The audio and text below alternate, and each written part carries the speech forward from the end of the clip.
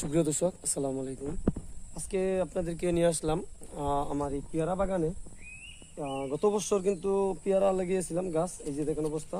এটার নাম হলো থাই 12 মাসি। এই যে দেখেন অবস্থা। এই যে এখানে এটা বড় হয়ে গেছে, এখানে ছোট, এই যে এখানে আবার কিন্তু এই যে ফল চলে আসছে। এই যে দেখেন এখানে পেয়ারা, তারপরে এই যে এই পাশে আবার ফুল। এটা কিন্তু থাই 12 মাসি, মোটামুটি মাসাল্লাহ ভালো বাম্পার ফলনই বলা চলে। দেখেন অবস্থাটা। এই পেয়ারা গাছগুলো কিন্তু আপনারা যদি বাড়ির আঙ্গিনায় লাগিয়ে দেন তাহলে কিন্তু আপনাদের কিন্তু মোটামুটি ভালো একটা প্রফিটও হবে বা খাওয়া চলবে, যে ফ্যামিলির জন্য মোটামুটি ভালো একটা ফল বললেই চলে। তো আপনারা যদি কেউ লাগাতে চান তাহলে অবশ্যই লাগাতে পারেন বাড়ির আঙ্গিনায় বা বাড়ির আশেপাশে লাগাতে পারেন। এই যে দেখেন অবস্থা, আমি কিন্তু এখান থেকে কলম করে নিয়ে এসেছি, কলম করে তারপরে এখানে লাগিয়ে দিচ্ছি।